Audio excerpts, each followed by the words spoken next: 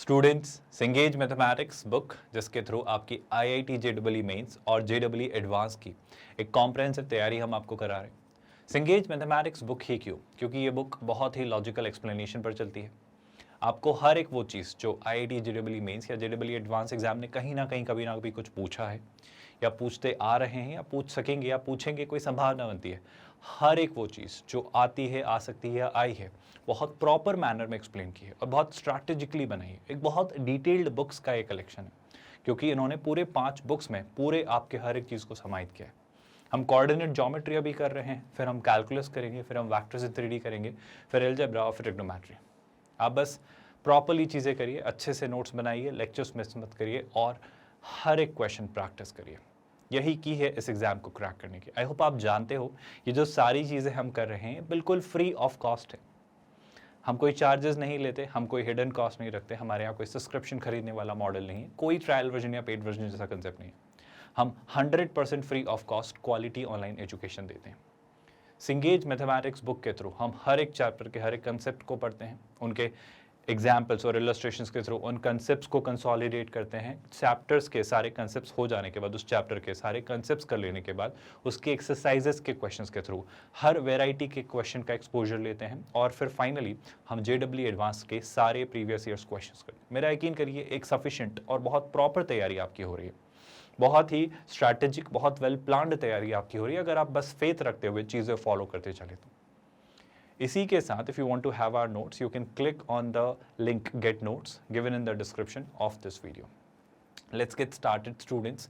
Coordinate geometry का 6th chapter ellipse हम कर रहे हैं और इसमें हम बात कर रहे हैं कि सर अगर मैं पैरामेट्रिक फॉर्म पर बात करूं अगर एलिप्स की, तो इसकी एक अंडरस्टैंडिंग हम बिल्ड करते आए हैं। कंसेप्ट सीखा, कुछ क्वेश्चंस की थोड़ी और अंडरस्टैंडिंग करते हैं, वी फील कि थोड़ा और प्रैक्टिस कर लेते हैं, थोड़ी और क्लैरिटी डेवलप कर लेते हैं, ताकि पैरामेट्रिक फॉर्म पर कहीं भी किसी भी तरह का कोई सिनेरियो बनता है तो उसे कैसे सोचा जाता है, उसके थ्रू कैसे प्रॉब्लम्स को आसान बनाया जाता है, उस पर थोड़ी क्लैरिटी लेते हैं।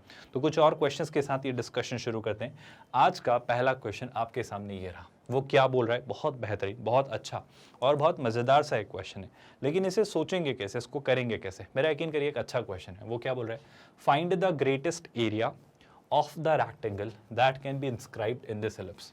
बहुत सारे तरीके आपके पास हो सकते हैं, आपका अपना ओपिनियन हो सकता है कि कैसे सोचेंगे। मेरा बस आपसे कहना है, सोच के बताओ कि सर ये जो एलिप्स है, अगर इसके अंदर मैंने एक रेक्टेंगल इंस्क्राइब किया है तो कैसे निकालेंगे? आप डिफरेंशिएशन से सोच लें, कुछ ना कुछ लगा लें, कोई ले लें। मेरा कहना है क्या अगर मैं पैरामेट्रिक फॉर्म के थ्रू सोचूं तो कोई आइडिया आसान सा डेवलप हो सकता है? कोशिश करते हैं।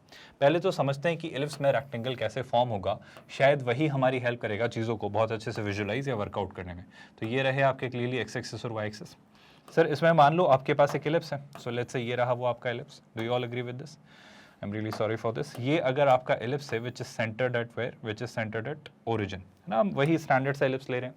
अब we need a rectangle, so कोई स्टैंडर्ड सा कोई बेसिक सा क्वाड्रिलैटरल नहीं है, we need a rectangle. So let's form a rectangle over here. Sir shall I say मैं जो एक रेक्टेंगल बना पा रहा हूँ वो ये है। अब आप कोई सा भी रेक्टेंगल बना सकते हो, मतलब मुझे नहीं फर्क पड़ता, लेकिन इस रेक्टेंगल के एरिया को हमें क्या करना है भाई? हमें इस रेक्टेंगल के एरिया को मैक्सिमाइज करना है। कर लेंगे सर, कोशिश करेंगे, देखेंगे जो बात बनती है फिर बनती है या नहीं, जो भी होता है समझेंगे। मेरा ओपिनियन बड़ा सॉर्टेड सा है, जिसे आप समझने की कोशिश करिएगा। सिंपल सा ओपिनियन है भाई। आप एक बात का मुझे जवाब दीजिए, क्या आप सब इस बात से सहमत हैं? Just give me a second everyone, मैं ये थोड़ा रेक्टेंगल सीधे से ड्रॉ कर दूँ ताकि आपको चीज़ें मैं दिखा पाऊँ और बता पाऊँ, है ना? जैसे मान लो यहाँ पर अगर मैं इस रेक्टेंगल को थोड़ा सा नीचे शिफ्ट करने की कोशिश कर रहा हूँ, जैसे यहाँ, ताकि सिमेट्रिकली आपको दिखे। अब सुनिएगा ध्यान से, काम की बात। एक बात बताओ, एक बात सोच के बताओ, इस रेक्टेंगल का ये जो कॉर्नर है यानी जो वर्टेक्स है, अगर मैं मान लूँ ये P है, डू यू एग्री कि सर ये आपके इंस्क्राइब किया गया रेक्टेंगल इस एलिप्स में है तो उसका वर्टेक्स आपके एलिप्स पर लाई करेगा? बिल्कुल सही बात है। अब अगर ये एलिप्स है आपका, मान लो ये वाला, तो क्या इस एलिप्स पर लाई करने वाले किसी पॉइंट के पैरामीट्रिक फॉर्म में आप कोऑर्डिनेट्स लिख सकते हो? सर ये तो आपने बहुत आसान बात पूछी, हम जानते हैं क्या होता है। सर ये होता है a cos theta, b sin theta. I hope इस ओपिनियन से आप सब लोग सहमत हैं, कोई परेशानी तो नहीं है। अच्छा सर एक बात बताओ, इससे आपने क्या निकाल लिया? मेरा कहना है थोड़ा पेशेंस रखें, इस बात से ये क्वेश्चन खत्म हो गया। ऐसे कैसे? एक बात बताओ, इस P पॉइंट की x एक्सिस से परपेंडिकुलर डिस्टेंस कितनी है? सर इस P पॉइंट की x एक्सिस से परपेंडिकुलर डिस्टेंस ये है, चूंकि आपने रेक्टेंगल इंस्क्राइब किया है इस इस एलिप्स के अंदर, तो मैं क्या ये कह सकता हूँ कि ये लेंथ और ये लेंथ इक्वल रही होगी? डेफिनेटली इक्वल रही होगी। क्या कुछ हिंट क्लिक कर रही है? सर ये जो लेंथ है ना, ये जो लेंथ है, ये अगर मैं इसे लेट्स से इस पॉइंट को मैं m कहता हूँ थोड़ी देर के लिए, तो ये जो mp लेंथ है ना, और इस पॉइंट को मैं कह देता हूँ लेट्स से थोड़ी देर के लिए q, तो जो mp और mq है वो इक्वल है। पहली बात तो आप सब इस बात से सहमत होंगे कि सर mp और mq जो है वो इक्वल हैं।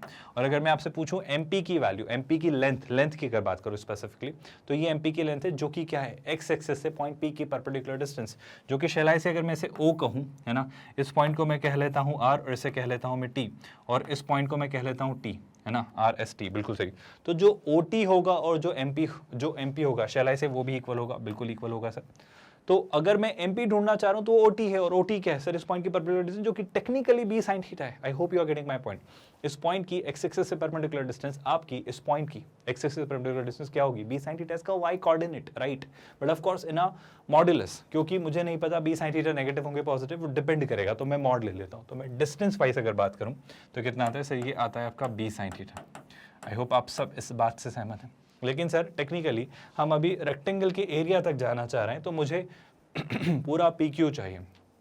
तो आई थिंक अब आप बहुत आराम से कहोगे कि जो PQ होगा वो इसका डबल होगा, तो वो क्या होगा, 2b sin theta. Do you all agree with this? मेरी एक छोटी सी बात का जवाब दो, b और 2 तो पॉजिटिव ही रहेंगे ना, b और 2 तो पॉजिटिव ही रहेंगे, तो ये टेक्निकली क्या होगा सर, ये होगा आपका मॉड ओवर, मतलब 2b तो बाहर ले आइए, mod over sin theta. I hope you all are with me so far. ये क्या आया सर, टेक्निकली आपके रेक्टेंगल की आपने विड्थ निकाल ली, अगर आप ध्यान से देख पाओ तो क्या मैं इसकी लेंथ भी निकाल सकता हूँ? लेंथ को लेकर भी ओपिनियन सुलझा होगा सर, अगर आपको चीज़ें क्लियर हुई। सर जितना PT है उतना TS है। अब PT क्या है सर, P पॉइंट की y एक्सिस से परपेंडिकुलर डिस्टेंस, जो कि टेक्निकली क्या होगी, P पॉइंट का x coordinate, if you all agree with me. तो P पॉइंट का x कोऑर्डिनेट कितना है, a cos थीटा, लेकिन अगर PT a cos थीटा है तो TS भी a cos थीटा होगा लेंथ वाइज। तो टेक्निकली जो इस रेक्टेंगल की लेंथ होगी वो a cos थीटा का डबल हो जाएगी। तो अगर मैं आपसे पूछूं इस रेक्टेंगल की लेंथ, तो PS कितनी होगी सर, वो होगी 2a mod over cos theta. Everyone with me so far, do you all agree with this, जो भी हमने किया? सर अगर मुझे लेंथ और विड्थ पता चल गए तो क्या मैं इस रेक्टेंगल का एरिया नहीं निकाल सकता? बहुत आसान सी बात है। रेक्टेंगल का एरिया निकालने का थॉट क्या है सर, लेंथ इंटू ब्रेड्थ, तो कितना हो जाएगा 2b इंटू 2a यानी 4ab times sine theta cos theta mod में। चलो इस बारे में बात करते हैं। ये जो आपका रेक्टेंगल है, आई थिंक PQRS हमने बनाया है, जो कि हमने इंस्क्राइब किया है उस एलिप्स के अंदर, वो आता है 4 टाइम्स A टाइम्स B, है ना, कितना मॉड ओवर। अब साइन थीटा कॉस थीटा दोनों का एक कंबाइंड मॉड ले लेता हूँ, तो वो कितना हो जाता है, साइन थीटा कॉस थीटा। कोई दिक्कत तो नहीं? थोड़ा और इसको सिंप्लीफाई करने का स्कोप दिख रहा है क्या? कोशिश कर लेते हैं। 4 से एक 2 उधार लेकर अंदर भेजा तो हो जाएगा 2 times A times B times 2 times sine theta cos theta.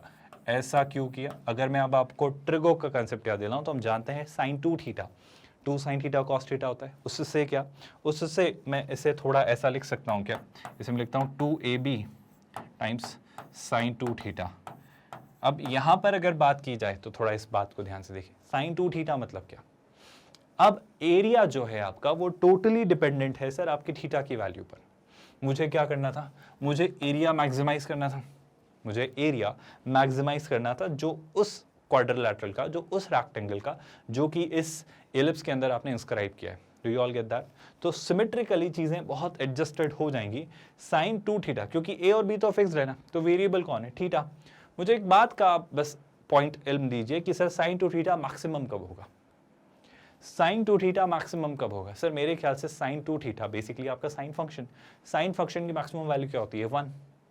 I hope आप बात समझ पा रहे हो, वरना फिर वो और छोटे ही होगा ना, -1 से 1 के बीच होगा, लेकिन ये मॉड लगा हुआ है, तो मैक्सिमम वैल्यू क्या होगी, 1। और अगर इसकी मैक्सिमम वैल्यू 1 है तो ये जो आपका क्वाड्रिलैटरल, या रादर बीइंग मोर स्पेसिफिक, ये जो रेक्टेंगल है PQR, इसका जो मैक्सिमम एरिया होगा वो कितना होगा सर, जब साइन थीटा 1 होगा, यानी साइन 2 थीटा जब 1 होगा, यानी 2AB। So had I been asked, which I have actually asked, कि सर इस रेक्टेंगल का एरिया कितना होगा मैक्सिमम, जो कि इंस्क्राइब किया आपने इस एलिप्स के अंदर, x² upon a² plus y² upon b² is 1, तो वो होगा 2AB। Did you all get that? बड़ा बेसिक सा क्वेश्चन था। लेकिन सर ये किस पॉइंट पर होगा, मतलब वो पॉइंट कहाँ होगा? अगर मान लो वो पूछा जाता कि किस पॉइंट पर होगा, वो पॉइंट P कहाँ होगा, वो PQRS, वो पॉइंट्स क्या होंगे? अगर उस का एसेंट्रिक एंगल पूछा जाता है, उस थीटा की जानकारी ली जाती है, तो वो हम कैसे कहते हैं? तो सोच के देखो, सुनना ध्यान से, बहुत सिंपल सी बात है। ये कब हुआ सर? जब साइन 2 थीटा मैक्सिमम हुआ, जब mod of sine 2 theta maximum हुआ, जब साइन 2 थीटा 1 हुआ। यानी हमने इसे कब ढूंढा? हमने इसे तब ढूंढा जब आपका सर साइन 2 थीटा 1 था, है ना। अभी बस एक सिंपल सी बात करना चाह रहा हूँ, ज़्यादा घुमाना नहीं चाह रहे। तो साइन 2 थीटा 1 कब होता है? अभी फिलहाल के सिनेरियो में 90 डिग्री पर। ऑल्दो इसके और भी एक्सप्लेनेशन आंसर्स हो सकते हैं, बट अभी फिलहाल इसे कंफ्यूज मत करिए, ये 90 डिग्री पर होता है। तो 2 थीटा कितना रहा होगा सर? 2 थीटा रहा होगा 90 डिग्री। तो थीटा कितना रहा होगा? थीटा रहा होगा π/4 यानी 45 डिग्री। तो टेक्निकली जब इसका एसेंट्रिक एंगल π/4 रहेगा, मतलब π/4, फिर ये ऑफ कोर्स ये 45 है, फिर 135, फिर यहाँ पे 90 डिग्री और ऐड कर दो, यहाँ पे -45 चले जाओ, ऐसा। तो टेक्निकली ये जो PQRS आपको मिलेंगे जो 45 मतलब इक्वल इंक्लिनेशन मेंटेन करेंगे, तब फाइनली आपका ये जो रेक्टेंगल बनेगा इसका एरिया मैक्सिमम होगा। और मैक्सिमम एरिया कितना होगा sir? That is clearly 2AB। सो इस बात को भले ही हमने एज अ क्वेश्चन डिस्कस किया है, बट अगर आप याद रख पाए तो सीधे सीधे एग्जामिनेशन हॉल में आंसर ले आना। एनीवे आप करना ऐसे ही, अगर भूल जाओ कंसेप्ट, पर अगर कंसेप्ट याद रह जाए तो अगर यहाँ पे दिख जाए आपको A और B, जैसे 3 और 5 लिखा हो, 3 स्क्वायर और 5 स्क्वायर लिखा हो, तो आप क्या कहना? 2 × 3 × 5, दैट्स इट, दैट्स ऑल। मतलब एक लाइन में आप आंसर ला सकते हो बस क्वेश्चन पढ़कर, अगर आपको ये बारीकी पता हो तो। क्लियर है इतना? चलो, अगर ये बात समझ आई तो क्या मैं नेक्स्ट क्वेश्चन की तरफ मूव करूं? आई होप अब आपकी पैरामेट्रिक फॉर्म को लेकर जो अंडरस्टैंडिंग वो एक अच्छे से बिल्ड हो रही है। इस क्वेश्चन में वो क्या कह रहा है? Find the area of the greatest isosceles triangle. तो जहां अभी हमने इंस्क्राइब किया था रेक्टेंगल, इस बार वो क्या बनाना चाह रहा है? वो सबसे बड़ा आइसोसेलेस ट्रायंगल बनाना चाह रहा है इस एलिप्स के अंदर। ओके, एलिप्स भी वही है आपका, हैविंग, उस आइसोसेलेस ट्रायंगल की बात कर रहे हैं, having its vertex coincide with one extremity of the major axis. That's a really beautiful information which they have conveyed to us so far. मैं सर सबसे पहले वही बात, मैं चीज़ों को विजुलाइज करने की कोशिश करूंगा। तो मान लिया जाए कि ये अगर y एक्सिस है, मान लिया जाए कि ये आपका x एक्सिस है, तो क्या? तो अगर चीज़ें मैं वर्कआउट करूं तो एलिप्स पहले ड्रॉ कर लेते हैं। हमारा एलिप्स स्टैंडर्ड सा एलिप्स आपका मान लिया जाए, ये अगर एलिप्स है ना, मैं थोड़ा सा इसको इस तरीके से बनाता हूँ। तो इस एलिप्स को लेकर आपका क्या कहना है सर? ये आपका एलिप्स है। अब हमें एक ट्रायंगल बनाना है। अच्छा, बाय द वे वो किस ट्रायंगल की बात करें? They are talking about greatest isosceles triangle. I'll come to that part, but what they are also saying is that ये जो आइसोसेलेस ट्रायंगल है, ग्रेटेस्ट एरिया जो भी होगा समझेंगे, उसकी one of the vertices is coinciding with one extremity of the major axis. Major axis की extreme points ये हैं, तो मान लेता हूँ मेजर एक्सिस की एक एक्सट्रीमिटी ये है, तो अगर वो इस पर कोइंसाइड करे तो सबसे बड़े आइसोसेलेस ट्रायंगल के बारे में वो आपसे ओपिनियन चाह रहा है। मैं काम करता हूँ सर, मान लेता हूँ यहाँ पर कहीं जो ये बनेगा, मान लेता हूँ यहाँ पर कहीं ये जो बनेगा भाई, ये आपका जो होगा सर इस सिनेरियो में, ये उसकी एक वर्ड एज हो गई। दूसरी एज जो है वो मैं ये मान लेता हूँ, मान लेते हैं थोड़ी देर के लिए सर, मान लेते हैं कि ये जो होगी वो दूसरी एज हो जाने वाली है। थोड़ी देर के लिए कह लेते हैं इसे। आई होप ये बातें आपको ज़्यादा बॉदर या परेशान नहीं कर रही हैं। और इसी तरीके से एक और एज में बना लेता हूँ जो कि लेट्स से ये है ना, जो कि लेट्स से ये है। क्या ये सारी बातें समझ आई? तो ये सर हम एक आइसोसेलेस ट्रायंगल बना पाए। आइसोसेलेस क्यों? क्योंकि मैंने ये माना सर कि अगर ये एक आइसोसेलेस ट्रायंगल है, तो ये लिया लेट्स से P, ये लिया लेट्स से Q, और ये लिया अगर मैंने R। तो अगर P यहाँ है तो क्लियर सी बात है ये साइड्स मुझे मैक्सिमम क्रिएट होती हुई दिख रही, तो मैं इन दोनों साइड्स को इक्वल बना लेता हूँ, PQ और QR को। तो एक बात बताओ सर, सिंपल सी बात, बेसिक सी बात, कि PQ और QR में मैंने PQ और QR को इक्वल लेंथ का बनाया है, और QR आपका क्या हो जाएगा? इस ट्रायंगल का बेस।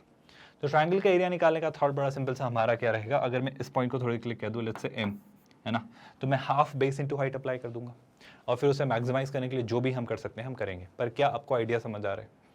सर करना क्या होगा, कैसे निकालेंगे? आइडिया सिंपल सा जनाब यही है कि आप एक बात बताओ, आप एक छोटी सी बात बताओ कि सर वही पैरामेट्रिक फॉर्म ले ले क्या, वही पैरामेट्रिक फॉर्म वाली आइडिया ले ले क्या, लेकिन कैसे? आप पी क्यू आर में से क्या? अच्छा एक बात दिख रही है ना, क्यू और आर वाली जो लाइन है वो वाई एक्सिस के पैरेलल होगी। अगर ये वाई एक्सिस के पैरेलल है और इस तरीके से हम चीज़ों के साथ प्रोसीड करें, तो आप सबसे पहले तो ए को लेकर क्या ओपिनियन जाते हो? इस पॉइंट पी को लेकर, उसको लेकर मैं क्या कह सकता हूँ? स्मॉल a,0 उसका कोऑर्डिनेट हो जाएगा। बहुत आराम से कह सकते हैं सर। अगर ये पता चल गया है और अगर मैं इसमें से क्यू और आर में से किसी भी एक पॉइंट के कोऑर्डिनेट मान लेता हूँ पैरामेट्रिकली, तो मैं बहुत आराम से चीज़ें सोच पाऊंगा। अगर आप मेरी बात से सहमत हैं तो ऐसे कैसे सर? ध्यान से देखो भाई, सिंपल सी बात, मैं क्यू के कोऑर्डिनेट्स मानता हूं, बताओ ये इस एलिप्स पे लाई करता है, तो टेक्निकली क्यू क्या होगा? क्यू होगा आपका a cos theta, comma b sin theta. क्या आप सब इस बात से एग्री करते हो?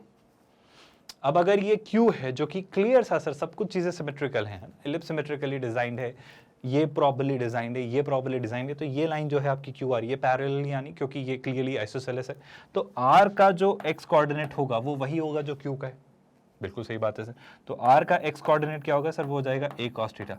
इवन आप R के y कोऑर्डिनेट को लेकर भी एक अच्छा ओपिनियन रख सकते हो कि सर सीधी बात है, यहां से जितनी डिस्टेंस ऊपर जाने पर Q आ रहा है उतनी ही डिस्टेंस यहां से नीचे जाने पर कौन आएगा? R। मतलब R का जो y कोऑर्डिनेट होगा वो क्या होगा? वो होगा -b sin थीटा। आप समझ रहे हो ना? आई होप आप बात समझ पा रहे हो बिना ज्यादा कंफ्यूज हुए। अच्छी बात है। P क्या है sir? P is one of the extremities of the major axis. Shall I say P is nothing but आपका a,0। सर इसको पैरामीट्रिकली क्यों नहीं लिया है पर वो a,0 है ना, क्यों उसको घुमा फिरा के सोचना है? एंगल 0 डिग्री है तो a टाइम्स cos 0 1 तो a, b times sin 0 sin 0 तो ये a,0 बन जा रहा है। क्यों? मतलब एक और एंगल बढ़ाना, अननेसेसरीली बातें बढ़ाना। तो सर ये 3 कोऑर्डिनेट्स है। अब 2 बातें, एरिया निकालने के लिए half base into height use कर लो, और वो अच्छा ना लगे तो 3 कोऑर्डिनेट्स पता है, ट्रायंगल का एरिया निकालना है, स्टेयर मेथड यूज कर लो, डिटरमिनेंट्स यूज कर लो, जो आपको ठीक लगे कर लो। आई होप आपको दोनों बातें समझ आई। सर मैं ना थोड़ा अभी हाफ ए बी मतलब हाफ बेस इनटू हाइट में ही इंटरेस्टेड हूँ, क्योंकि देखो सर आप अगर ये डिस्टेंस है a,0, सुनना बहुत सिंपल सी बात है, अगर ये डिस्टेंस है a,0 यहाँ तक तो m का कोऑर्डिनेट क्या होगा सर? m का जो x और y कोऑर्डिनेट होगा सिंपल सा होगा, m जो पॉइंट है वो भी आपका x एक्सिस पर ही है और वो टेक्निकली q और r का मिड पॉइंट है, वो टेक्निकली q और r का मिड पॉइंट है, तो m का जो x और y कोऑर्डिनेट होंगे वो a cos theta plus a cos theta, तो m का x कोऑर्डिनेट तो वही रहेगा क्या? a cos theta. इवन आप अगर मैं m का y कोऑर्डिनेट पूछूं तो वो कितना हो जाता है? 0। तो ये हो गए आपके क्या? m के x और y कोऑर्डिनेट सॉर्टेड। क्यों कर रहे हो सर ऐसा? अब आप एक बात बताओ, मैं अगर half base into height use करता हूं तो एरिया कितना आएगा? सर एरिया सिंपल सा होगा, आपका जो ट्रायंगल है ना, जो ट्रायंगल है, आई थिंक PQR ही हमने लिया है ना, PQR ही लिया है, तो ट्रायंगल जो है आपका PQR, उसके एरिया की अगर मैं बात करूँ तो हाफ। अच्छा अगर मैं इसे बेस मान लूँ, अगर मैं इस QR को बेस मान लूँ तो आप एक बात बताओ QR कितना होगा? सर सीधी सी बात है, ये डिस्टेंस है b sin थीटा और ये डिस्टेंस भी है b sin theta. I hope आप देख पा रहे हो, ये डिस्टेंस b sin थीटा है ना और ये डिस्टेंस भी b sin थीटा, तो बेस कितना हो गया सर? b sin थीटा का double, so that's 2b sin theta, है ना? तो बेस कितना हो जाएगा? 2b, और अगेन मैं sin थीटा को कहाँ रख लूंगा? मॉड में। कोई दिक्कत, कोई परेशानी? अच्छी बात है सर। और क्या आप करना चाह रहे हो? अब एक बात बताइएगा, बहुत ध्यान से सोच समझ के बताइएगा, अगर हाफ बेस इंटू हाइट करना है तो हाइट को लेके क्या ओपिनियन है? आप एक बात बताओ, ये ओरिजिन है तो हाइट कितनी है सर? हाइट है आपकी PM, हाइट है आपकी PM, क्या PM को PO प्लस OM लिख सकता हूँ? अच्छा PO कितना है सर? PO तो O है। OM कितना है sir? OM technically a cos theta है लेकिन मॉड के साथ, भूलिएगा मत, वो मॉड में लिखेगा क्योंकि मुझे नहीं पता है वो साइन, है ना? तो OM कितना होगा सर? OM होगा आपका mod of a cos theta, है ना? तो क्या मैं करने जा रहा हूँ, ध्यान से सुनना, मुझे चाहिए डिस्टेंस, और डिस्टेंस क्या होगी? a, मतलब ये डिस्टेंस कितनी है? ये डिस्टेंस है आपकी a, आज समझ पा रहे हो? और ये डिस्टेंस है a cos थीटा, तो a plus a cos theta, ये कितना आ जाएगा सर? ये जो आएगा आपका, जो आपकी हाइट आएगी वो कितनी आएगी? a plus a cos theta, और यहाँ भी बशर्ते मुझे इंश्योर करना पड़ेगा कि आपका ये जो वैल्यू है ये पॉजिटिव है, और ये आपका पूरा क्या हुआ? हाइट। तो हाफ बेस इंटू हाइट, ये हमारा एक एक्सप्रेशन बना। I hope this isn't confusing at all, आप ज़्यादा प्रॉब्लम में नहीं आ पा रहे हैं इस बातों को देखकर समझकर। अब आप लेकर कहाँ जा रहे हो सर? इससे कैसे सिंप्लीफाई करेंगे? यहाँ पर भी क्या मैक्सिमाइज मिनिमाइज करने के लिए वही साइन थीटा और कॉस थीटा में कुछ करना होगा, वैसा सोच पाए तो वैसा कर लीजिए, वरना कुछ और सोचेंगे। तो थोड़ा सिंप्लीफाई कर लेते हैं सर। देखो ए से ये 2 से 2 कैंसिल, तो जो एरिया आ रहा है ना, जो एरिया आ रहा है वो कितना आ रहा है? 2b साइन थीटा इंटू ए, तो कितना आ जा रहा है सर? ये आता है 2ab और कितना? Mod over sine theta. Everyone with me so far? Similarly, यहाँ पर जब मल्टीप्लाई किया, sorry I am really sorry, 2 नहीं आएगा, पता नहीं क्यों ये गलती हो रही है। 2 क्यों नहीं आएगा सर? क्योंकि 2 को ये 2 ऑलरेडी कैंसिल कर चुका है ना? फिर b मॉड साइन थीटा को a से मल्टीप्लाई किया तो ये, और b मॉड साइन थीटा को वहाँ मल्टीप्लाई किया तो कितना हो जाएगा सर? वो होगा आपका टेक्निकली, फिर वही बात कितनी, आई थिंक जब यहाँ मल्टीप्लाई किया तो ये, तो यहाँ पर हो जाएगा ab, या फिर हम चाहते तो a कॉमन ले लेते, चलो ठीक है छोड़ो जो भी है ना। ए बी आया और यहाँ पे क्या हुआ? b sine theta into cos theta, तो ये b तो मल्टीप्लाई हो चुका है, a भी मल्टीप्लाई हो चुका है, तो ये कितना हो जा रहा है? Mod over sign theta cos theta. इस एक्सप्रेशन में प्रॉब्लम ये है सर कि आप इस पार्ट को कैसे मैक्सिमाइज करोगे, आपका आइडिया क्या है, आपका थॉट क्या है, यहाँ पर कैसे चीजें सोचेंगे। मेरा कहना है क्या अब यहाँ पर ज्यादा दिमाग लगाए बिना मैं डिफरेंशिएट करूँ तो बात बन जाएगी क्या? हाँ सर, क्यों फालतू अननेसेसरीली प्रॉब्लम को बढ़ाना है, एक्सटेंड करना है, आप इसको डिफरेंशिएट करो। डिफरेंशिएशन से शायद हम जान पाए, क्योंकि आई होप आपको याद है जो हम डिस्कशन करेंगे मैक्सिमा और मिनिमा का, कब, जब हम कैलकुलस पढ़ रहे होंगे डिफरेंशिएशन वाला थॉट, तब हम और डिटेल्ड मैनर में पढ़ेंगे। पर फिलहाल आप समझो सर, अगर आपने ए बी को बाहर कॉमन ले लिया, अगर आपने ए बी को बाहर कॉमन ले लिया तो ये ए बी बाहर आया है ना, तो यहाँ से ये ए बी हट गया, तो यहाँ पर ये क्या बचा, कुछ ऐसा। एक छोटा सा काम और कर लो सर, एक वेरिएबल आपका एक ही रहेगा, 2 साइन थीटा कॉस थीटा में चीज़ें नहीं रहेंगी। तो मैं एक छोटा सा काम करता हूँ, मैं पूरे पार्ट को 2 नहीं हटाता हूँ, मैं 2 को रखता हूँ। तो मैंने 2 मल्टीप्लाई भी किया और डिवाइड भी किया, तो 2 को डिवाइड यहाँ कर दिया, यहाँ पे तो ये रहा बस 2 साइन थीटा, तो मैं इसे लिख देता हूँ 2 साइन थीटा, है ना। क्यों कर रहा हूँ, आप इस बात को थोड़ी देर में रियलाइज करेंगे। तो ये हो जाएगा मॉड ओवर 2 साइन थीटा। आप बाहर अंदर जहाँ रखना चाहें रख लीजिए, कोई बड़ा विशेष फर्क नहीं पड़ रहा है। और यहाँ पर जब 2 से मल्टीप्लाई किया, सो क्या आप देख पा रहे हो 2 साइन थीटा कॉस थीटा कितना हो जाएगा, साइन 2 थीटा। तो ये कितना आ जाएगा सर, ये होगा mod over sine 2 theta. Everyone agreeing with this? क्या कोई परेशानी, कोई आपत्ति, कोई भी दिक्कत है इस बात से? आई थिंक चीज़ें सॉर्टेड सी हैं, चीज़ें बहुत सुलझी हुई सी हैं। अब हम करेंगे डिफरेंशिएट। चीज़ें यहाँ तक तो समझ आ रही हैं। डिफरेंशिएट किसके रिस्पेक्ट में? आई होप आपको याद है, मैक्सिमा या मिनिमा का तक जाने के लिए हम डिफरेंशिएशन से यूज़ करते हैं, और हम इस डेल्टा को, जो कि एरिया वाला फंक्शन है, किसके वेरिएबल में, थीटा के वेरिएबल में, तो इस डेल्टा को थीटा के रिस्पेक्ट में डिफरेंशिएट करेंगे। आई होप ये बात समझ आ रही है। तो D delta upon D theta में निकालूंगा, है ना। हम क्या निकालेंगे, D delta upon D theta.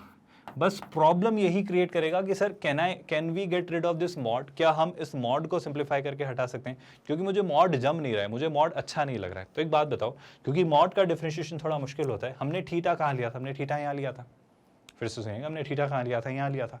और थीटा हमने कहाँ से कहाँ तक लिया है सर, थीटा टेक्निकली अगर आपका a,0 है तो यहाँ तो थीटा रहा नहीं, थीटा आपका सेकंड क्वाड्रेंट में। अच्छा, थीटा सेकंड क्वाड्रेंट मतलब क्या, मतलब सुनिएगा ध्यान से, मुझे आप थोड़ा सा साइन का ग्राफ बता सकते हो क्या सर? साइन का जो ग्राफ होता है ना, सुनिएगा ध्यान से, ये होता है आपका π/2, ये होता है 0 और ये होता है पाई। तो टेक्निकली साइन के ग्राफ को अगर मैं π/2 से पाई, यानी अगर सेकंड क्वाड्रेंट में देखूं π/2 से पाई, तो वहां पर साइन जो होता है वो आपका पॉजिटिव होता है। क्या आप मेरी इस बात को समझ पा रहे हो? तो अगर साइन पॉजिटिव होता है, सीधी सी बात, इवन आपको मैं थोड़ा सा कॉस का भी आइडिया दे देना चाह रहा हूँ। कॉस का ग्राफ कैसा होता है सर? कॉस का ग्राफ कुछ ऐसा चल रहा होता है ना। तो ये होता है 0 और ये होता है π/2। बस एक छोटी सी प्रॉब्लम यहाँ पर आ रही, गौर से देखना सर, पाई से 3π/2 में, या रादर आई वुड से पाई से 2π में, ये पॉइंट 3π/2 है, 2π। हम ट्रिगो में बहुत डिटेल्ड मैनर में पढ़ेंगे, पर अभी एक हल्का सा आइडिया देना चाह रहा हूँ। पाई से 2π में आपका साइन थीटा क्या हो जाता है, नेगेटिव। जब आप थर्ड और फोर्थ क्वाड्रेंट में रहते हो तब वो नेगेटिव हो जाता है। ऐसा क्यों कर रहे हैं, अब सुनना ध्यान से, मैं बस ये मॉड से थोड़ी मुक्ति चाह रहा हूँ। आपका थीटा क्या है सर? थीटा आपने यहाँ लिया है, और थीटा आपका π/2 से पाई है। अगर थीटा π/2 से पाई के बीच में है तो साइन थीटा तो पॉजिटिव रहा। तो साइन थीटा अगर पॉजिटिव रहा, है ना, साइन थीटा अगर पॉजिटिव रहा, तो D delta upon D theta तक आने से पहले मैं थोड़ा सा पहले डेल्टा को ही सिंप्लीफाई करना चाह रहा हूँ। तो जैसे ही डेल्टा को सिंप्लीफाई किया तो हाफ ए बी को तो नहीं छेड़ेंगे, क्योंकि ये फिक्स्ड कांस्टेंट वैल्यूज हैं। क्या मैं 2 साइन थीटा, क्योंकि साइन थीटा पॉजिटिव है, तो क्या मैं इसे लिख सकता हूँ कितना, मैं इसे लिख सकता हूँ 2 times sine theta. Do you all agree with this? But what do you opine on sine 2 theta? Sir सीधे सीधे आप सोच के देखो, जब आपका थीटा π/2 से पाई के बीच में है तो साइन 2 थीटा क्या होगा सर? वो आपका क्लियरली पाई से 2π के बीच होगा। बहुत सही। और साइन थीटा जब पाई से 2π के बीच होता है तो वो नेगेटिव होता है। अगर मैं आपसे बात करना चाह रहा हूँ कि ये वैल्यू अगर अंदर की नेगेटिव है तो मॉड के कारण ये, आई होप आप रियलाइज कर पा रहे हो, माइनस साइन 2 थीटा की तरह ओपन होगी। क्या ये एक्सप्रेशन में किसी भी स्टेप में कहीं पर भी कोई डाउट है? क्या इसे आप अच्छे से समझ पाए कि ये नेगेटिव साइन लेकर बाहर क्यों आया? आई होप इसमें तो कोई परेशानी नहीं है। अब हम करेंगे इस डेल्टा को डिफरेंशिएट। मॉड का आपको रेलेवेंस समझ आ रहा है कि मॉड कितना चीज़ों को सिंप्लीफाइड रखता है। आपके एरर का कोई भी स्कोप होता है ना, तो वो मॉड सिंप्लीफाई कर देता है। ये बात समझ आ रही है? ये ट्रिगो की अंडरस्टैंडिंग से तो कोई कन्फ्यूजन नहीं है। चलो अब आगे बढ़ते हैं। यहाँ से आगे क्या, अब सर हम D delta upon D theta निकालेंगे, क्योंकि डेल्टा आपका थीटा का फंक्शन है, तो मैं निकालूंगा D delta upon D theta. इससे कैसे चीज़ें वर्कआउट होंगी आप सीखेंगे, या तो आप कैलकुलस पढ़ते वक्त, मैक्सिमा और मिनिमा कंसेप्ट के वक्त सीखेंगे, या अभी भी थोड़ी क्लैरिटी आपको अगर पता है तो आप डेवलप कर सकते हो। डिफरेंशिएट क्या, A B upon 2 purely a constant value, will keep it outside, है ना। तो ये ए बी अपॉन 2 तो एज इट इज ही रहने वाला है। अब अंदर वाले एक्सप्रेशन पर बात करते हैं, सुनिएगा ध्यान से।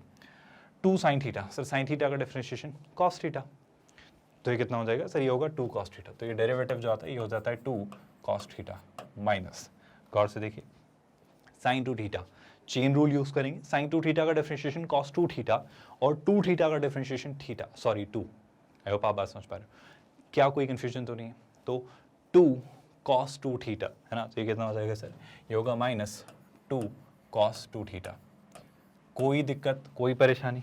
अब जब आप ऐसा एक्सप्रेशन निकाल लेते हो तो आप इसको जीरो के इक्वल क्रिटिकल पॉइंट्स, जीरो के इक्वल रख के क्रिटिकल पॉइंट्स निकालते हो, वहां पे आपको मैक्सिमम और मिनिमम मिलने वाले पॉइंट्स मिलते हैं, फिर आप एक बार और डिफरेंशिएट करके उन पॉइंट्स को पास करते हो और आपसे वहां से वैल्यूज निकल कर आती है कि अगर वो डी डबल डैश जो आपने डबल डिफरेंशिएट किया है, अगर वो नेगेटिव होता है तो वहां पर मैक्सिमा और पॉजिटिव होता है मिनिमा। अगर ये कंसेप्ट नहीं याद आ रहा है तो घबराइए मत, ये डिस्कशन हम तब जरूर करेंगे जब हम बात करेंगे एप्लीकेशन ऑफ डेरिवेटिव्स की, मैक्सिमा और मिनिमा कंसेप्ट की। चूंकि अभी वो पूरे कंसेप्ट से हमें गुजरना होगा, इसलिए मैं इस पार्ट को थोड़ा सा स्किप कर रहा हूं, एज्यूमिंग कि ये पार्ट आपको पता है। नहीं पता है तो घबराना मत, एओडी पढ़ते वक्त बहुत डिटेल्ड मैनर में समझाऊंगा और तब आपको और आसानी से क्लियर होगा कि ये कितना आसान सी बात है। यहां तक तो कोई कंफ्यूजन नहीं। अब हम क्या करने वाले हैं, हम इस डी डेल्टा डी थीटा को किसके इक्वल रखने वाले हैं, हम इस डी डेल्टा डी थीटा को जीरो के इक्वल रख के चीजें क्रिएट करते हैं, है ना। तो अगर सर इसे जीरो के इक्वल रखा आपने तो क्या निकल कर आएगा, देखो भाई, अगर आप चाहो तो यहां से D square theta upon D theta square भी निकाल लो डबल डिफरेंशिएट करके, पर अगर अभी नहीं लग रहा है तो पहले मैं जीरो के इक्वल रखता हूं। देखो आपको 2 और 2 हटता हुआ दिख रहा है इस 2 से, तो आपका जो D delta upon D theta जो आया है टेक्निकली वो कितना है, हटा दो। तो यहाँ पर दिख रहा है सर ए बी, और अंदर क्या दिख रहा है सर, अंदर दिख रहा है cos theta minus cos 2 theta. बस मेरी आप थोड़ी सी मदद इस काम में कर दीजिए कि अभी D two theta upon D theta square निकाल ही लेते, क्योंकि डबल डेरिवेटिव टेस्ट हम लगाएंगे, है ना। तो मैंने क्या किया, मैं इसको एक बार और डिफरेंशिएट कर रहा हूँ। तो मैं क्या कर रहा हूँ, मैं इसको एक बार और डिफरेंशिएट कर रहा हूँ, तो डी स्क्वायर थीटा अपॉन क्या, डी थीटा स्क्वायर। एक बार और इसको डिफरेंशिएट किया, किससे, इसे। तो क्लियर सी बात है सर, अगर एक बार और डिफरेंशिएट किया तो ए बी है, ए बी को कोई छेड़खानी नहीं करेंगे, ए बी एक कांस्टेंट वैल्यू है, so will keep A B as it is. अब अंदर वाले पार्ट की अगर बात करें तो कॉस थीटा का differentiation minus sine theta, cos theta कितना हो जाएगा, माइनस साइन थीटा। तो यहाँ क्या लिखूंगा सर, यहाँ लिखूंगा माइनस साइन थीटा, और क्या, ध्यान से देखो, माइनस कॉस 2 थीटा। तो ये कितना होगा, ये होगा माइनस साइन, मतलब माइनस 2 साइन, मतलब माइनस 2 साइन 2 थीटा, माइनस के कारण ये माइनस प्लस, तो ये कितना हो जाएगा सर, ये हो जाएगा आपका प्लस 2 साइन 2 थीटा। क्या आपको ये पार्ट समझ आया। अब जो मैं करूंगा वो ये कि मैं इस पार्ट को जीरो के इक्वल रख के क्रिटिकल पॉइंट निकालूंगा। वो क्रिटिकल पॉइंट आपके D two theta upon D theta square में पास करके देखूंगा कि कहाँ नेगेटिव और कहाँ पॉजिटिव आ रहा है, ताकि मैं फाइनली मैक्सिमम और मिनिमा डिसाइड कर पाऊं। मैं इसकी प्रोसेस आपको पूरी समझा देता हूं कि एग्जैक्टली ये चीज़ हम कर क्या रहे हैं, ताकि आपको क्लैरिटी के साथ चीज़ें समझ आएं कि हम कहाँ जाना चाह रहे हैं। मैं पार्ट आपको समझा देता हूं। जैसे हम एओडी में कंसेप्ट पढ़ेंगे जब हमें एप्लीकेशन ऑफ डेरिवेटिव्स कैलकुलस में, जब हमें फंक्शंस के मैक्सिमा या मिनिमा निकालने हो। मैं मॉडस ऑपरेंडी मतलब एक मोटा मोटा प्रोसेस आपको समझाने की कोशिश कर रहा हूँ कि एग्जैक्टली हम कर क्या रहे हैं, बिकॉज आई फेल्ट कि शायद थोड़ा सा कंफ्यूजिंग हो सकता है। जैसे मान लो मुझे एक फंक्शन दे दिया जाए एफ ऑफ एक्स, और मुझसे पूछा जाए, क्यों मत पूछेगा, अभी हम डिटेल डिस्कशन करेंगे जब हम कैलकुलस पढ़ेंगे तब। अभी बस इसे प्रोसेस को समझ लीजिए कि करना क्या होता है, क्यों हम कैलकुलस के वक्त डिस्कस करेंगे ना, कि ऐसा क्यों कर रहे हैं और इससे क्यों मिल रहा है, इस बारे में बात करेंगे। पर अगर मुझे एक फंक्शन दे दिया है एफ ऑफ एक्स, तो मैं क्या करूंगा, मैं इसका डेरिवेटिव निकालूंगा, मैं इसका फर्स्ट डेरिवेटिव निकालूंगा, जो कि टेक्निकली क्या है, इसको मैं डिफरेंशिएट करके निकालता हूँ। आई होप आप मेरी बात समझ पा रहे हो। फिर आप क्या करेंगे, आप इसका जो फर्स्ट डेरिवेटिव निकाला है, जो फर्स्ट डेरिवेटिव निकाला है, उसको आप जीरो के इक्वल रख देंगे। जीरो के इक्वल रखने से मैं बस प्रोसेस आपको फटाफट एक क्विक मैनर में समझा रहा हूँ कि एग्जैक्टली करना क्या होता है। जब आप जीरो के इक्वल रखेंगे एफ डैश एक्स को, इसके फर्स्ट डेरिवेटिव को, तो आपको एक्स की कुछ वैल्यूज मिल जाएंगी। लेट्स से अल्फा और बीटा, मुझे 2 वैल्यूज मिली। फिर मैं क्या करूंगा, फिर मैं इसका सेकंड डेरिवेटिव टेस्ट करूंगा। उसमें मैं क्या करूंगा, मैं इसको फिर से डिफरेंशिएट करूंगा। पहले मैं क्या निकालूंगा, मैं एफ डबल डैश एक्स निकालूंगा। एफ डबल डैश एक्स मतलब क्या, मतलब ये जो हमने एफ डैश एक्स निकाला था, इसका फिर से हम डिफरेंशिएशन करेंगे। कोई कंफ्यूजन तो नहीं है इस बात से भी। अब जब आपने एफ डबल डैश एक्स निकाला सर, तो अब आप एक छोटा सा काम और करेंगे। क्या, आप एफ डबल डैश एक्स में एक्स की जगह एक बार ये क्रिटिकल पॉइंट अल्फा और उसमें एक बार एक दूसरा क्रिटिकल पॉइंट बीटा पास करेंगे। मान लो आपको ये जो क्रिटिकल पॉइंट अल्फा है, आपको बस ये देखना है कि इस पर F double dash alpha positive आता है नेगेटिव। मान लो ये पॉजिटिव आता है और मान लो F double dash beta negative आता है, तो आप क्या करेंगे, इस बात को सुनिएगा बहुत ध्यान से। जिस वैल्यू पर ये पॉजिटिव आया है ना, जिस वैल्यू पर ये पॉजिटिव आया है, उस वैल्यू पर इस फंक्शन का इस वैल्यू पर, किस पर, अल्फा पर, आपको क्या मिलेगा, आपको इसका मिनिमा मिलेगा। याद रखिएगा, पॉजिटिव पर मिनिमा, उल्टा, है ना। और इसी तरीके से जिस वैल्यू पर F double dash x negative आया है, उस वैल्यू पर ये फंक्शन, उस वैल्यू पर इस फंक्शन का आपको क्या मिलेगा, मैक्सिमा, मतलब इसकी मैक्सिमम वैल्यू। बस यही प्रोसेस मैं आपको यहाँ पर समझाने की कोशिश कर रहा हूँ, जो हम यहाँ पर अप्लाई कर रहे हैं। ऑल्दो ऐसा क्यों हो रहा है, कैसे हो रहा है, क्या कारण है, ये कहानी हम पढ़ेंगे कल, जब हम कोऑर्डिनेट के बाद बुक शुरू करेंगे आपकी कैलकुलस में हम जब फंक्शंस, लिमिट, कंटिन्यूटी, डिफरेंशिएबिलिटी के होते थ्रू, डिफरेंशिएशन के थ्रू जब हम AOD पर पहुंचेंगे, तब यही प्रोसेस वहाँ भी दोहराई जाएगी, पर वहाँ एक क्लियर एक्सप्लेनेशन के साथ कि ये सब कर क्यों रहे हैं, कारण के साथ बात करेंगे। पर फिलहाल अभी चूंकि इस क्वेश्चन में जरूरत लग रही है तो यूज करते हैं। मैं क्या करता हूं, मैं सबसे पहले तो इससे बात करता हूं। अब मैं क्या करने जा रहा हूं, मैं d delta by T theta जो कि आपका फर्स्ट डेरिवेटिव है फंक्शन का, उसे 0 के इक्वल रख रहा हूं। तो जैसे ही 0 के इक्वल रखा तो पहले तो आप खुद इस बात से एग्री करते हो, a भी उधर गया तो 0, तो क्या बचेगा cos theta minus cos 2 theta, है ना। हमारे पास क्या बच रहा है, cos theta minus cos 2 theta. आप जानते हो cos 2 थीटा को आप क्या लिख सकते हो, आप उसे लिख सकते हो 2 cos square theta minus 1, minus sine अंदर मल्टीप्लाई हो जाएगा तो प्लस 1 इज इक्वल टू 0। मैं इसे थोड़ा और सिंप्लीफाई करता हूं, तो क्या मैं इसे लिख सकता हूं 2 cos square theta minus cos theta और माइनस 1 इज इक्वल टू 0। अगर मैं इसे फैक्टराइज करके चीजें निकालना चाहूं तो देखो क्या निकल कर आता है। तो देखो 2 इंटू माइनस 1, माइनस 2 आपको प्रोडक्ट चाहिए, आई थिंक सर मिल गया है हमें। हम क्या लिखेंगे 2 cos square theta minus 2 cos theta plus cos theta minus 1। आई होप आप सब इस बात से सहमत हो। अभी क्या करना है सर, अभी देखो ध्यान से, यहाँ से कॉमन लिया क्या 2 cos थीटा, तो क्या बचेगा, ये बचेगा cos थीटा माइनस 1, कोई दिक्कत तो नहीं। यहाँ से 2 cos थीटा कॉमन लिया है, cos थीटा माइनस 1 ऑलरेडी है तो प्लस 1, तो कितना हो जाएगा 2 cos थीटा प्लस 1, कोई दिक्कत तो नहीं भाई।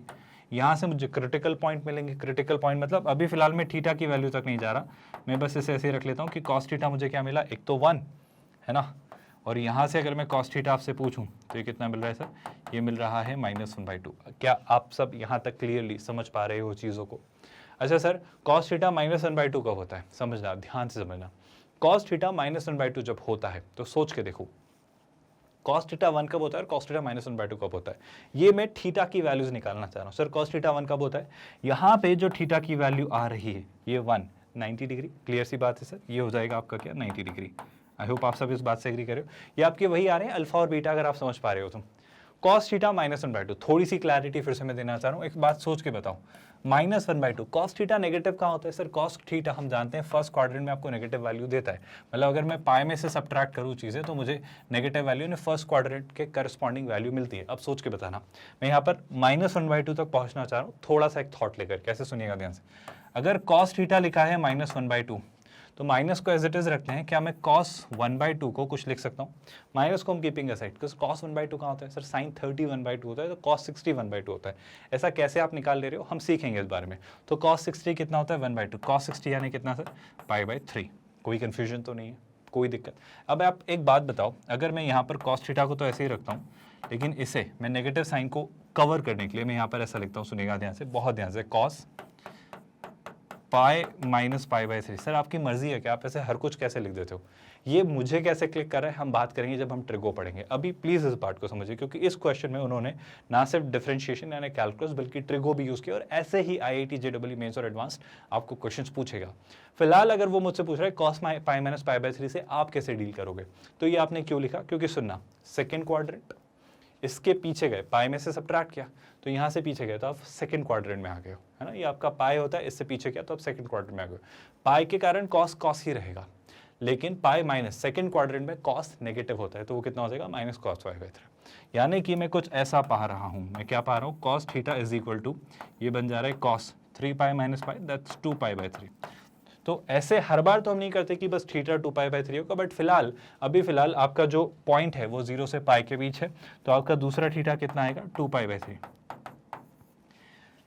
ये पार्ट थोड़ा सा मैंने बाईपास किया, ये पार्ट मैंने बहुत डिटेल में डिस्कस नहीं किया, इसका एक अच्छा डिस्कशन हम ट्रिगो में करेंगे, है ना। हम स्किपिंग थोड़ा सा मैं फास्ट फॉरवर्ड करके आपके लिए कंटिन्यू कर रहा हूँ। बहुत सारे कंसेप्ट मैंने थोड़े बाईपास किए हैं जिनके बारे में एक अच्छा डिस्कशन हम प्रॉमिसिंग यू हम ट्रिगो पढ़ते हुए करेंगे कि कौन सी चीज़ कैसे, क्यों, कैसे, यहाँ पर कैसे है।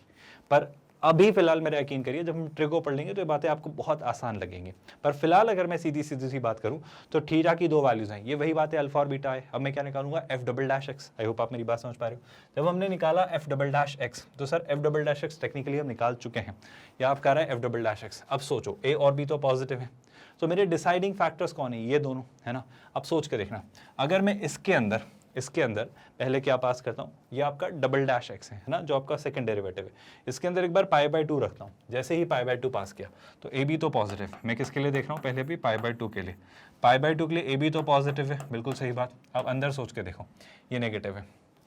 साइन 90 कितना होता है, तो साइन 90 होता है -1। आई होप आप समझ पा रहे हो। प्लस अब सोच के देखना, पाई बाय 2 रखा तो पाई बाय 2 का डबल पाई, साइन 180, साइन पाई होता है 0, तो 0 × 2 कुछ नहीं, कोई फर्क नहीं पड़ रहा है। तो ये टेक्निकली क्या बन रहा है, negative. -1 × any positive value will give you a negative value. I hope आप मेरी बात समझ पा रहे हो कि टेक्निकली पाई बाय 2 पर आपको क्या मिल रही है, एक नेगेटिव वैल्यू। बहुत ध्यान से सुनना। एक और पॉइंट मैं जानना चाह रहा हूँ sir, 2 pi by 3। I hope आप समझते हो 2 पाई बाय 3 कितना होता है, तो 2 पाई बाय 3 पर भी हम बात कर लेते हैं। 2 पाई बाय 3 पर बात इतनी सी मुझे आपसे करनी है, प्लीज़ इस बात को ध्यान से समझिएगा। पहले तो सोचो, ए बी तो पॉजिटिव है, तो इसको लेकर तो चिंता करने की जरूरत है नहीं, तो इसको ना भी लिखो तो चलेगा, कुछ ऐसा आ रहा है ना। मैं बस साइन जानना चाह रहा हूँ, मैं ज़्यादा वैल्यू में नहीं जाना चाह रहा हूँ, है ना। तो यहाँ पर ए बी तो पॉजिटिव वैल्यू, जिसको लेकर चिंता करने की जरूरत नहीं। यहाँ भी ए बी एक पॉजिटिव वैल्यू, जिसको लेकर चिंता करने की जरूरत नहीं है। अब हम निकालना चाह रहे हैं साइन 2 पाई बाय 3। हमने क्या पास किया, 2 पाई बाय 3। इन केस अगर शायद थोड़ा भी कंफ्यूजन है तो मैं इसको थोड़ा क्लियरली समझा देता हूँ, ध्यान से देखना। हम 2 पाई बाय 3 यहाँ पास करते हैं, तो देखो ये कितना हो रहा है सर, ये है माइनस साइन 2 पाई बाय 3। वैसे तो आपको समझ आ जाएगा थोड़े वक्त में जब हम ट्रिगो पढ़ लेंगे, बट फिर भी अभी अगर मैं इसे बहुत सिस्टमैटिकली आपके लिए करूं तो देखो ये कितना है, 2 साइन 2 थीटा। ये कितना है, 2 साइन 2 थीटा। तो क्या मैं इसे लिख सकता हूँ, ध्यान से देखना, 2 टाइम्स साइन, है ना, 2 थीटा। तो 2 पाई बाय 3 का डबल कितना सर, ये हो जाएगा आपका 4 पाई बाय 3। कोई कन्फ्यूजन तो नहीं है भाई, कोई दिक्कत तो नहीं है। सर अब एक काम करो, आप तो नए वैल्यूज़ निकाल लो, शायद काम आसान हो जाए। तो कोशिश करते हैं इन वैल्यूज़ को निकालने की और देखते हैं पॉजिटिव आता है नेगेटिव। तो हमें साइन 2 पाई बाय 3 चाहिए और साइन 4 पाई बाय 3 चाहिए। क्या 2 पाई बाय 3 को मैं ऐसा लिख सकता हूँ, सोच के देखना। मैं किससे क्रैक करना चाह रहा हूँ, पहले मैं साइन 2 पाई बाय 3 को क्रैक करता हूँ। सुनिएगा, साइन 2 पाई बाय 3 को क्या मैं लिख सकता हूँ, साइन, ध्यान से देखना, पाई माइनस पाई बाय 3। आई होप आप सब इस बात को समझते हैं कि इससे कोई बुराई नहीं है, ऐसा लिख सकते हैं। अब पाई माइनस पाई बाय 3 मतलब क्या सर, ये है पाई, पाई में से कुछ सब्ट्रैक्ट किया, मतलब सेकंड क्वाड्रेंट में साइन पॉजिटिव होता है, तो पाई के कारण साइन तो साइन ही रहेगा और सेकंड क्वाड्रेंट के पॉजिटिव, तो कितना आता है, sine pi by 3। Sine pi by 3 कितना होता है सर, साइन 60 डिग्री, जो कि कितना होता है, √3/2। Do you all agree with this. और क्या सर, ध्यान से देखो, साइन 4/3 से हम डील करना चाह रहे हैं, माइनस साइन नहीं है, प्रोडक्ट है ना। मैं साइन 4/3 से भी डील करना चाह रहा हूँ। तो जब मैंने साइन 4 पाई बाय 3 तक जाना चाहा तो I think sir opinion sorted सा है। ध्यान से देखो, इसे मैं क्या ऐसा लिख सकता हूँ, sine pi plus pi by 3। क्या आप मेरी बात समझ पा रहे हो, ऐसा क्यों हम कर रहे हैं। आई होप आपको दिख रहा है, sine pi plus pi by 3 से क्या हो रहा है, 3 पाई प्लस पाई यानी 4 पाई बाय 3। इससे क्या होगा, ध्यान से देखो, इससे मैं देख पा रहा हूँ पाई प्लस, यानी आप कहाँ गए, थर्ड क्वाड्रेंट में। पहली बात तो यही कि पाई के कारण ये साइन साइन ही रहा, लेकिन थर्ड क्वाड्रेंट में आपका 10 और कॉट पॉजिटिव होता है, तो ये नेगेटिव होगा और ये हो जाएगा माइनस साइन पाई बाय 3, जिसे आप क्या लिखेंगे, -√3/2। मैं ये दोनों वैल्यूज आपकी यहाँ रिप्लेस करता हूँ। ये इतनी मेहनत करनी पड़ेगी क्या, अभी करनी पड़ेगी क्योंकि आपको बातें नहीं पता है, अभी करनी पड़ रही हैं क्योंकि आपको कंसेप्ट नहीं पता है। ये हर एक चीज़ सिखाई जा रही है। जब आपको सारी बातें पता होंगी तो आप हार्डली 2 या 2.5 मिनट के अंदर इस क्वेश्चन को सॉल्व कर लोगे। और एक अच्छा क्वेश्चन है, इसमें इतना वक्त लगना जायज़ है, ये वाजिब है ना। तो सर अगर मैं यहाँ पर पूछूँ तो पहली बात तो ये क्या आ रहा था, नेगेटिव। आई होप मैं एक बार चेक कर लेता हूँ, नेगेटिव ही आ रहा था ना, क्योंकि ये भी मुझे नेगेटिव सा दिख रहा है, देख लेंगे समझ लेंगे। पर ये कितना दिख रहा है, माइनस साइन थीटा, तो कितना है, minus pi by 2 plus 2 sine 2 theta, तो वहाँ पे पाई यानी 0, साइन 180 है ना। तो साइन 180 बिल्कुल हम जानते हैं, साइन 180 आपको कहाँ लेकर जाता है, साइन 180 क्लियर सा नेगेटिव आपका एक्सप्रेशन आ रहा होता है, इसमें कोई डाउट, कोई परेशानी, कोई हेजिटेशन नहीं है।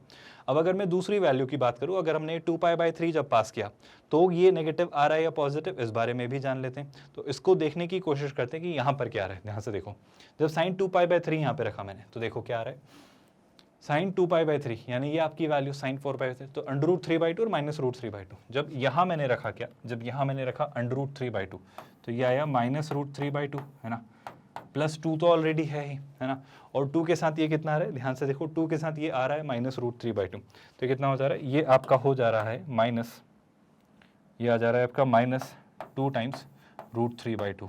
तो टेक्निकली कितना आ रहा है, यार है -3√3/2 और ये भी तो पॉजिटिव है, तो टेक्निकली ये भी आपका क्या आ रहा है, नेगेटिव। सर अब कैसे सोचेंगे, अब सिंपल सा सजेशन मेरा है, क्योंकि दोनों ही नेगेटिव हैं तो दोनों पर ही मैक्सिमम होगा। मैक्सिमम क्या होगा, ये भी एक बड़ी वैल्यू होगी, ये भी एक बड़ी वैल्यू होगी, तो इन दोनों में से कौन सी वाली वैल्यू बड़ी है, अब हमें ये सोचना है। तो मैं क्या करूंगा, मैं एक बार तो π/2 और एक बार 2π/3 पास करूंगा, हमारे ये दोनों ही क्रिटिकल पॉइंट्स पर मैक्सिमम मिलेगा। इट्स लाइक आप कर्व ऐसा मान लो, ये आपका कर्व है, तो आपका ये भी मैक्सिमम है और ये भी मैक्सिमम है, पर इनमें बड़ा कौन सा है, ये वाला। अब ये ढूंढने के लिए मुझे क्या करना होगा, π/2 और 2π/3 पास करना होगा। तो हमें दो क्रिटिकल पॉइंट मिलते हैं, कौन कौन, π/2 और 2π/3, जो कि मैं कहां पास करूंगा, हमारे डेल्टा पर। तो डेल्टा की मैक्सिमम वैल्यू मुझे π/2 और 2π/3 पर मिलेगी, लेकिन उनसे भी मैक्सिमम में भी कौन सी बड़ी होगी, कौन सी ग्रेटर होगी, कौन सी बिगर होगी, कौन सी लार्जर होगी, वो पता करने के लिए अब दोनों वैल्यूज रखते हैं। हमारे पास क्या क्या मिले भाई, π/2 एंड क्लियरली 2π/3। तो एक एक करके ट्राई करते हैं। पहले अगर मैं ट्राई करता हूँ π/2, है ना, यहाँ पर डेल्टा में मैं क्या ट्राई करने जा रहा हूँ, मैं डेल्टा में रख रहा हूँ पहले कौन सी वैल्यू, π/2, और फिर हम पास करेंगे 2π/3 और दोनों रख के देख लेंगे, जो भी हमारी वैल्यू देगा मैक्सिमम उस पर हम बात कर लेंगे। कोई दिक्कत तो नहीं भाई, कोई परेशानी नहीं है सर, ध्यान से देखते जाओ। इवन एक छोटा सा ऑब्जर्वेशन मेरे दिमाग में आ रहा है, ऑब्जर्वेशन बस इतना सा आ रहा है कि सर आप देखो ध्यान से, आप सिंपल सा ऑब्जर्वेशन देखो। अगर मान लो थीटा आपका π/2 है, बस ये अभी नोटिस करने में है, अगर थीटा π/2 है तो प्रॉब्लम क्या होगी, ध्यान से देखो। अगर थीटा मैंने π/2 यहाँ ट्रांसफर किया तो देखो थीटा π/2, सुनना ध्यान से, cos 90 कितना होता है सर, cos 90 होता है 0, बहुत ध्यान से देखना, cos 90 कितना होता है 0, तो ये हुआ 0, और sin 90 कितना होता है 1, तो ये हो जाता है 0, और 0, आपका यहाँ होता है। तो उस केस में आपका ट्राइंगल यहाँ शिफ्ट हो रहा होता, मतलब आपके जो वर्टाइसेस है वो यहाँ शिफ्ट हो रहे होते हैं। क्या आप मेरी बात समझ पा रहे हो? आई होप आप फिर से रिपीट करता हूँ मैं, हमने क्या किया, अगर मैंने थीटा की वैल्यू π/2 ली होती तो प्रॉब्लम क्या है वो देखना। cos 90 कितना होता है 0, तो ये हो जाता है 0, और ये कितना हो जाता है आपका क्लियरली यहाँ पर 1, तो 0, और 0, -b, तो आपका π/2 के कारण चीज़ें यहाँ शिफ्ट हो जाती, आप समझ पा रहे हो। लेकिन अगर 2π/3 है, अगर वो 2π/3 है तो π/3 कितना होता है क्लियरली आपका 60 डिग्री, तो 60 का डबल 120, तो 120 के कारण क्लियर सी बात है वो स्ट्रेच होगा, ये 90 है, 90 के कारण 30 डिग्री और इधर आएगा, तो ये क्यों यहाँ जाने का स्कोप है। तो अगर मैं 2π/3 और π/2 दोनों पर देखना चाहूँ तो मैं चीज़ें कैसे सोचूंगा उस पर बात कर लेते हैं। पर क्या आपको समझ आ रहा है कि π/2 पे चीज़ें कहाँ शिफ्ट होंगी और 2π/3 पे चीज़ें कहाँ शिफ्ट होंगी? आई होप ये बात आप समझ पा रहे हो। अगर बस इस पे बात करनी चाहिए तो ध्यान से देखो, π/2 पर जब इसे निकाला तो देखो क्या आ रहा है, साइन π/2 कितना, sin 90, sin 90 कितना 1। आई होप आप देख पा रहे हो। तो अगर मैं डेल्टा की वैल्यू निकालता हूँ, कहाँ डेल्टा की पहली तो मैं वैल्यू निकाल रहा हूँ π/2 पर, सो हम पासिंग π/2 ओवर हियर। अगर मैंने π/2 पास किया तो डेल्टा मुझे क्या देगा, इस पर बात कर लेते हैं, ध्यान से देखो। अगर मैंने ये पास किया है ना, अगर मैंने डेल्टा की जगह π/2 पास किया तो π/2 मतलब थीटा की जगह π/2 पास किया तो ये हुआ π/2 यानी कितना, बस इस एक्सप्रेशन को देखना है और बात खत्म हो जाएगी। ये हो जाएगा 1 यानी कितना 2, तो मैं इसे AB/2 तो रखता ही हूँ, यहाँ पर क्या रख देता हूँ, यहाँ पर आपका क्या हो जा रहा है, ये आ जा रहा है 2, और यहाँ पर कितना आ रहा है माइनस, और यहाँ भी रखा π/2, तो साइन 180 और 180 मतलब 0, तो ये आपका कुछ ऐसा आ रहा है, बिल्कुल आना तय था, बिल्कुल सीधी बात है ना। 2 - 0 है टेक्निकली ये, तो टेक्निकली ये AB आ जा रहा है, कोई दिक्कत तो नहीं। लेकिन सर अगर मैं ये निकालता हूँ कहाँ पर, मैं निकालता हूँ इसे 2π/3, राइट, हमारा जो दूसरा रूट आ रहा था वो था 2π/3, तो अगर मैं यही वैल्यू कहाँ निकालता हूँ, अगर मैं यही वैल्यू 2π/3 पर निकालता हूँ, जो कि अभी π/2 पर कितनी आई थी AB, अगर 2π/3 पर निकालनी चाहिए तो क्या निकल कर आएगा, गौर से देखना भाई, सिंपल सा ऑब्जर्वेशन है। हम कहाँ पास करेंगे, हमारे डेल्टा में, तो 2π/3 यहाँ पास किया और 2π/3 वहाँ पास किया। आई होप अब तो आप जानते हैं, हमने अभी वैल्यू निकाली है, sin 2π/3 और sin 4π/3 दोनों आपके पास है।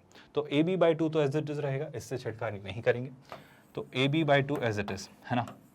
पहले हम क्या पास करते हैं, sin 2π/3, sin 2π/3 याद करो आप कितना आ रहा है, सर sin 2π/3 जहाँ तक मुझे याद आ रहा है √3/2 आ रहा था। अगर आपको कन्फर्मेशन लेना है तो याद करो, हमने यहाँ निकाल रखा है sin 2π/3, देखो कितना आ रहा है √3/2, और sin 4π/3 भी रख लीजिए -√3/2, याद रखना।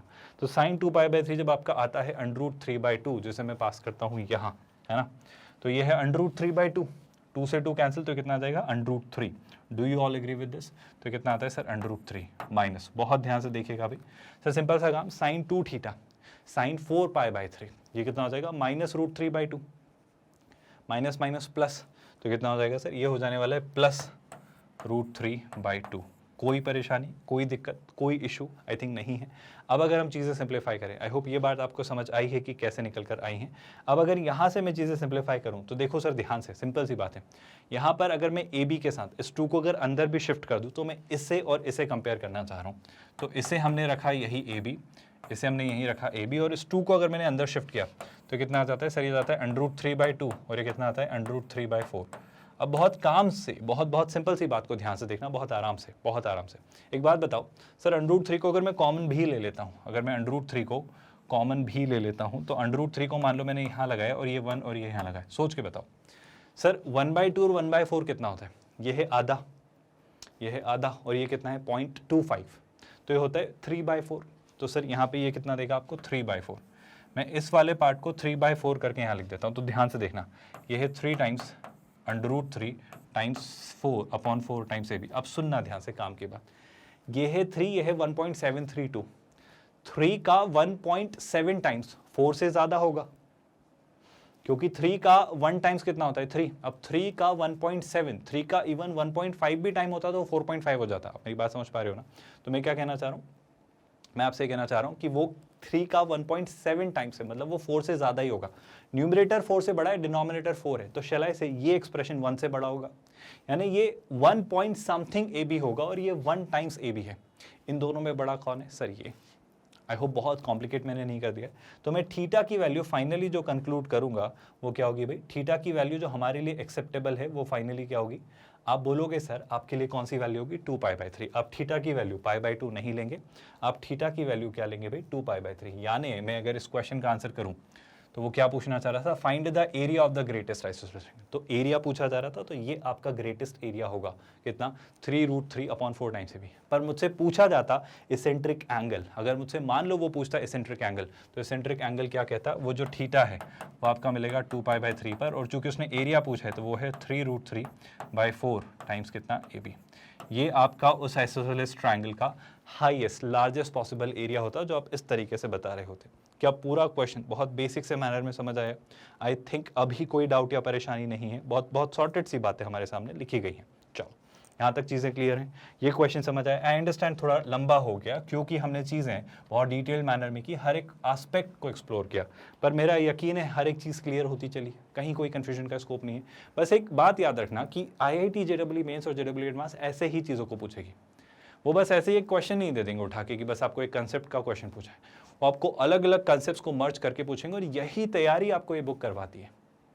इस बुक में हर एक चीज़ इतने प्रॉपर मैनर में प्लान्ड है कि आपको एक सच में बहुत मजबूत तैयारी ये बुक कराती है, क्योंकि हर वो चीज़ जो पूछी जाती है या पूछी जा सकती है या अभी तक पूछी गई है, उसे बहुत प्रॉपर मैनर में इस बुक में रखा गया है, डिज़ाइन किया गया और क्रिएट किया गया है, ताकि आप एक सिस्टमैटिक मैनर में हर एक चीज़ पढ़ते चलें। ये पैकेज है सिंगेज मैथमेटिक्स, जो कि आपकी IIT JEE मेंस और JEE एडवांस की एक प्रॉपर तैयारी आपको करवाता है। 5 किताबों का कलेक्शन है ये। कोऑर्डिनेट ज्योमेट्री जो हम कर रहे हैं, इसके बाद कैलकुलस, फिर वेक्टर्स इन 3D, फिर अलजेब्रा, फिर ट्रिग्नोमेट्री।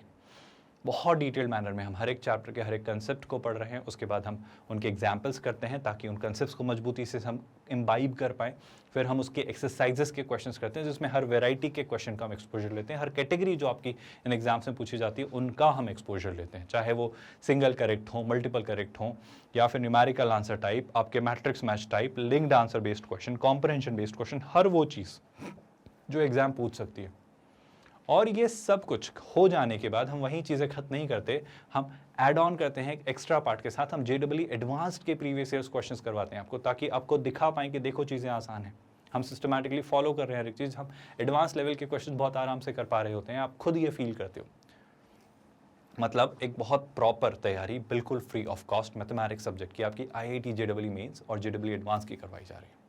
जी हाँ, बिल्कुल फ्री ऑफ कॉस्ट, मतलब हम कोई चार्जेस नहीं लेते, हम कोई सब्सक्रिप्शन खरीदने को नहीं कहते, कोई हिडन कॉस्ट ऐसा कुछ भी कंसेप्ट नहीं है कि कोई आपको ट्रायल वर्जन या पेड वर्जन लेकर ऐसा कुछ करना है, बिल्कुल भी नहीं, कोई सब्सक्रिप्शन नहीं खरीदना है। We are 100% free of cost quality online education platform. Even if you can, if you want to have our notes, you can just simply download them by clicking on the link Get Notes given in the description of this video. The only request, the only suggestion we have is watch all the videos properly. Don't create any gap. Be consistent. Watch them regularly. Every day we release 2 videos per day, daily at 9:30 p.m. Evening के वक्त ये release हो रहे होते हैं. So watch them live, try to watch them live while they are premiered, so that there is no backlog which is created. आपके पास हमेशा ये प्लेलिस्ट एक्सेसिबल है आपके लिए. I hope you know that. In the description of this video, when you click on the link, full playlist link, Cengage Mathematics for IIT JEE Mains and Advanced, there you'll find all the videos systematically arranged for you. Everything is kept properly there. आप बहुत आराम से हर एक चीज़ access कर सकते हो. I hope ये बातें आपको पता हैं और आप वहाँ पर अच्छे से सारी चीज़ें देखकर समझ सकते हो कि आपका कितना बैकलॉग क्रिएट हुआ है और आप कहाँ पर है, चीज़ें कहाँ पर. इस तरीके से चीज़ें आपको दिखाई देंगी और समझ आएंगी. गुजारिश बस इतनी सी है कि आप जब ये देख रहे हो, चीज़ें समझ रहे हो, इफ़ यू फाइंड कि हाँ शायद ये हेल्पफुल हैं, ये वर्थ शेयरिंग है, तो आप इन्हें और लोगों तक पहुंचाइए और स्टूडेंट्स तक पहुंचाइए. आप खुद एक बार सोच के देखिए और कितने स्टूडेंट्स को बेनिफिट कर सकता है. हर वो शख्स जो मैथमेटिक्स की अगर प्रॉब्लम से जूझ रहा है तो वो फ्री ऑफ कॉस्ट अपनी क्वालिटी ऑनलाइन एजुकेशन कंटिन्यू कर सकता है. तो हम बस यही चाहेंगे कि आप इसे और लोगों से शेयर करें. IIT JEE मेंस या JEE एडवांस के जो एस्पिरेंट्स हैं उन तक ये बात पहुँचाएँ कि हाँ एक क्वालिटी एजुकेशन आपको मिल रही है बिल्कुल फ्री ऑफ कॉस्ट. मेरा यकीन है आप शेयर करेंगे. विद दैट स्टूडेंट्स, फिर भी कोई क्वेरी रहे तो आप कमेंट्स में लिखिएगा, हम रिस्पॉन्ड करेंगे. कोई भी परेशानी हो, कोई भी कंसर्न हो, जेन्युइन हो, ऑथेंटिक हो, कुछ भी फालतू की बकवास मत लिखना भाई, है ना. आई थिंक इसके अलावा कोई और परेशानी तो नहीं. आज के लिए इतना काफ़ी है. So let's call it a day here. We are culminating this lecture here. ख्याल रखिए अपना. Thank you so much.